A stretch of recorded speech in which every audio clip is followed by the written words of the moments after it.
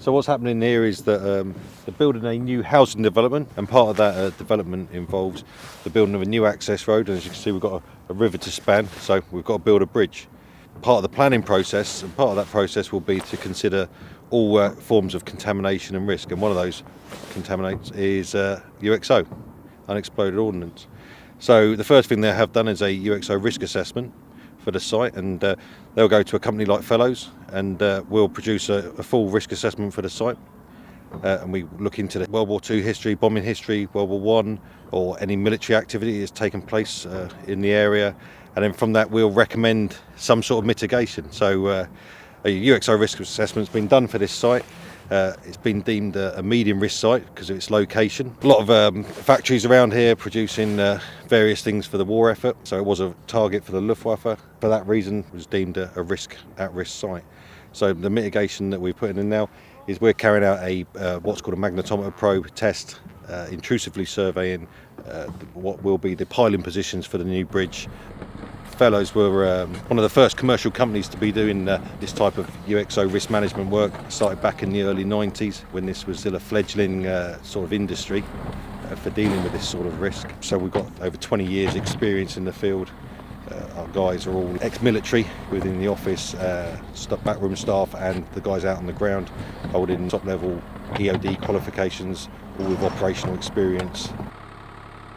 Part of the risk assessment involves looking at the maximum penetration depth that we'd expect to find a bomb at. So you could say something like a 250 kilo bomb. You would try and work out, given the geology of the area, what sort of depth we would expect to find it at.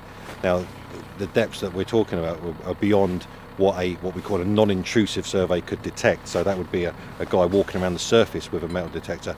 He wouldn't have the capability of detecting something that deep. So what we can use is the CPT rig, which will push the probe into the ground, and we can clear each piling position to the maximum depth that we would expect to find an unexploded bomb.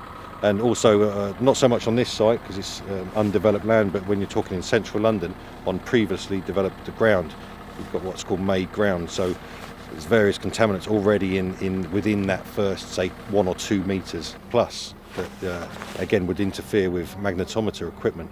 So by using the CPT, you can actually push past that made ground into that sort of virgin soil, and then you get a much clearer picture of what's beneath that made ground. Magnetometry is picking up the magnetic signature of that metal item, so that ferrous metal item in the ground, interacting with the Earth's magnetic field, and that's what it's detecting, that difference within that variation within the magnetic field. From the size of that signature, you can tell its depth, its orientation, and things like that. All the data is collected on a program. That software will then go back to the in situ guys that analyse that data, and that will come through to us, and then we will look at that, and any anomalies detected we can look at the size, the depth, and then from that decide what would need to be investigated. So this is a sort of medium-sized type project, and that would take us about 20 days to complete, with the logistics involved in moving the pontoon rig around, and so it's not your normal everyday type CPD job that you might get in central London.